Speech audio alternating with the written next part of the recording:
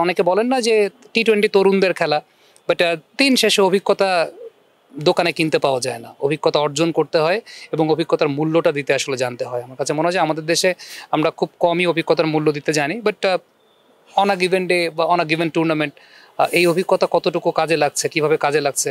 আপনি দেখবেন যে একটা উইকেট পড়ার পর যখন তারা, আমি কমেন্ট্রিতে বলছিলাম যে একটা ড্যাডিস আর্মি, একটা ক্যাচ ধরার পর যখন তারা সবাই একত্রিত হয়েছেন ওই জায়গাটায়, তামিম ইকবাল, মুশফিকুর রহিম, মোহাম্মদ নবী, দাভিদ মালান, কেউই তরুণ প্রজন্মের প্রতিনিধি না, কেউই জেনজির প্রতিনিধি না। সো ড্যাডিস আর্মি পুরোপুরি।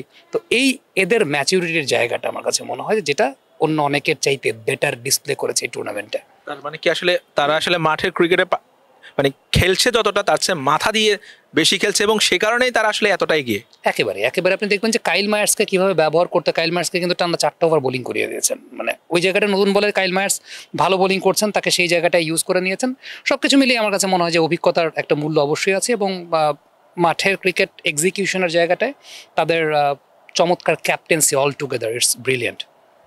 খুলনা রংপুর রাইডার্সকে যেভাবে ধরাশায়ী করলো, একটু কি অবাক হয়েছেন কিনা, নাকি প্রেডিক্ট করছেন যে এমন কিছু হলে মানে এটা অবাক হওয়ার মতো কিছু না? Khulna has a very exciting bowling line up.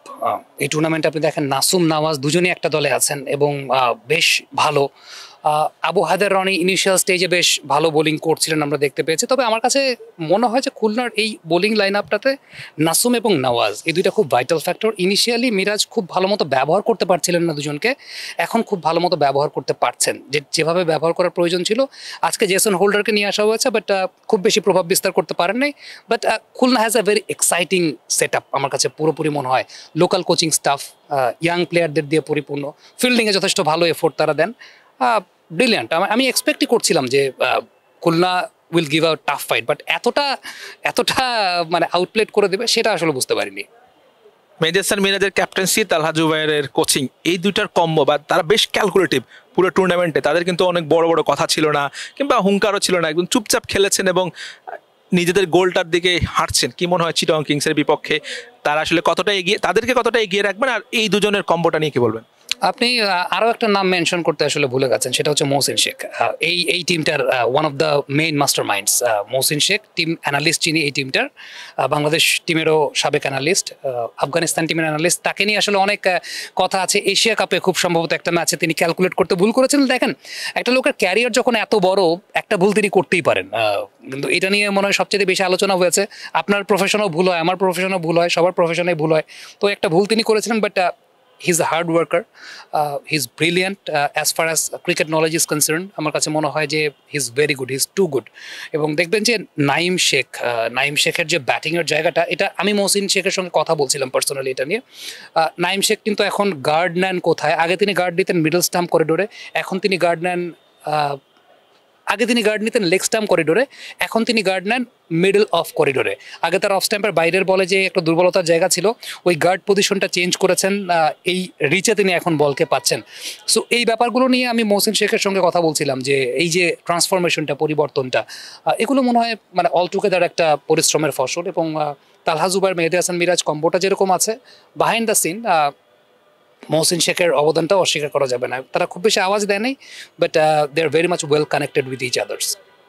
পরবর্তী কোয়ালিফায়ারে অর্থাৎ চিটাগং এবং খুলনার মধ্যে আপনি আসলে কাকে এগিয়ে রাখবেন? It will be a tough fight. আমি জানি না বিদেশি কেউ আসছেন কিনা। আমি একটা ইনস্টাগ্রাম স্টোরি দেখলাম জিমি নিশামের, এবং টাইগার উডসের একটা বই সামনে নিয়ে তিনি একটা পোস্ট দিয়েছেন। আই ডোন্ট নো যে whether it's Khulna Tigers or not, নাকি অন্য কোনো টিম, আই ডোন্ট নো।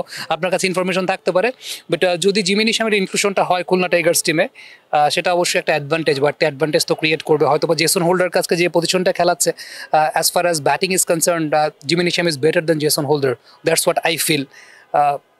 হয়তোবা একটা টাফ ফাইট খুলনা দিতে পারে। তবে চট্টগ্রামের কিন্তু বোলিংটা খুবই এক্সাইটিং।